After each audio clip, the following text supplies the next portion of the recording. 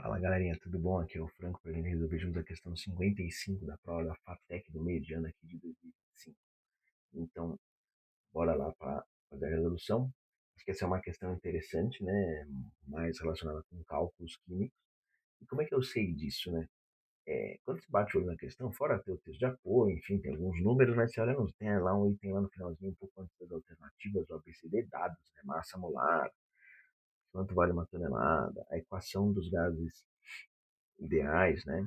E também o valor da constante, né? Do R, né? Constante universal dos gases. Então, geralmente, quando tem essa conjuntura aí de dados, deve ser um exercício de cálculo envolvendo aí PV igual a NRT, beleza? Mas, para resolver, não vamos nos precipitar, vamos fazer a leitura aí do enunciado como um todo, né? Como o enunciado é relativamente curto, vou fazer na ordem mesmo, né?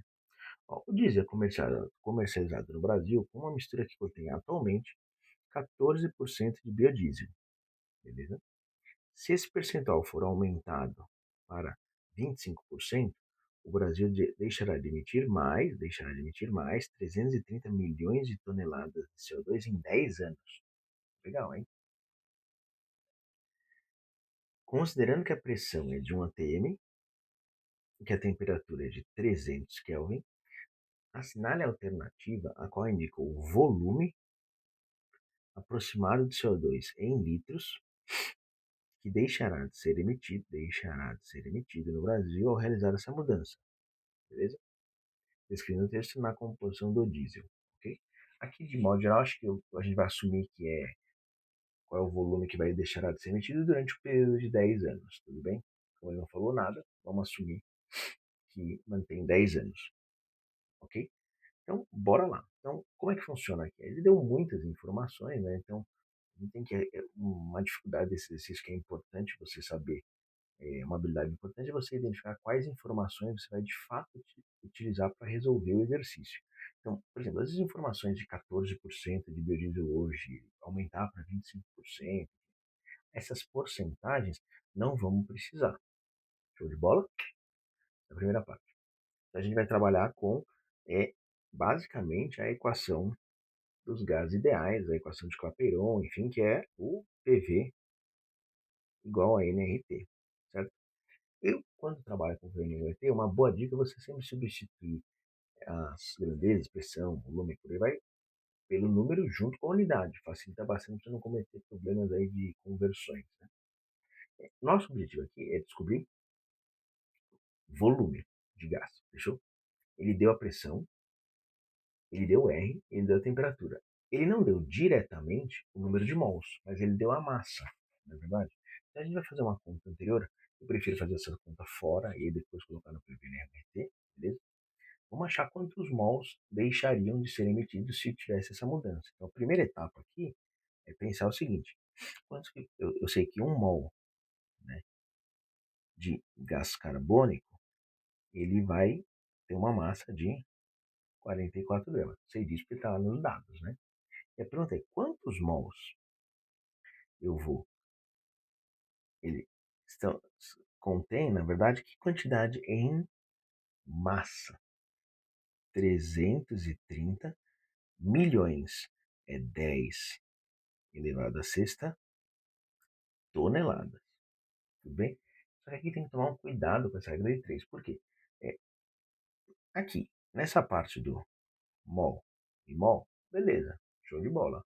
Mas aqui, do lado direito, eu estou trabalhando com gramas e tonelada. Não funciona. Se do lado esquerdo está mol em cima de mol, do lado direito está grama em cima de grama. Tonelada em cima de tonelada. Então, ele vai ter que fazer uma primeira conversão aqui. Só que ele deu uma dica. Ele deu aqui, ó, pô, 1 tonelada 10 a sexta gramas. Então, meus amigos, já troca aqui essa unidade. Facilita aqui, em vez de ser 330 vezes 10 a sexta tonelada, é 330 vezes 10 a sexta vezes 10 a sexta gramas. Só assim, Franco, pelo amor de Deus, esse número é enorme. Sim, é enorme, mas trabalha com potência de 10, que ajuda a nossa vida, né? Não é verdade? Então, vamos ver o que a gente pode ajudar aqui, fazer contas aqui, né? Então, o que 330, né? 330 é a mesma coisa que 33, por exemplo, vezes 10, né? Fechou? Por que eu pus 33 vezes 10? Porque 33 e 44 ajuda para cortar, né? Se for simplificar. Então, na hora de multiplicar em cruz, a primeira coisa que eu vou fazer é dividir aqui 33 por 11 dá 3, fechou? E dividir 44 por 11 que dá 4. Vamos multiplicar em cruz aqui. 4n é igual a 1 vezes tudo isso que resto que sobrou. Então vai ficar 3 vezes. Aí é 10 vezes 10 a sexta vezes 10 a sexta. É 3 vezes 10 a 13 gramas. Vou passar o 4 dividindo para o lado de lá. Então N vai dar igual a 3 sobre 4 vezes 10 a 13 gramas, que é igual a 0,75, tudo bem? Vezes 10 a 13 gramas, que é igual a 7,5 vezes 10 a 12 gramas. Aqui, pequeno errinho, né? Tira aqui, tira aqui. Estamos falando não de grama, né? Nosso N, unidade é mol.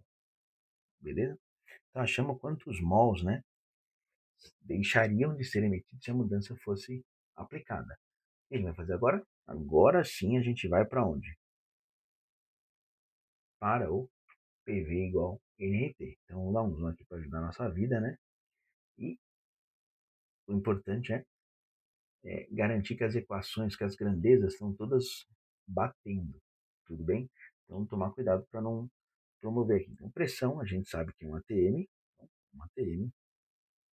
O volume que eu quero descobrir, por ver aqui, quem que é o N? Aquela conta que a gente chegou lá, 7,5 vezes 10 a 12 mol.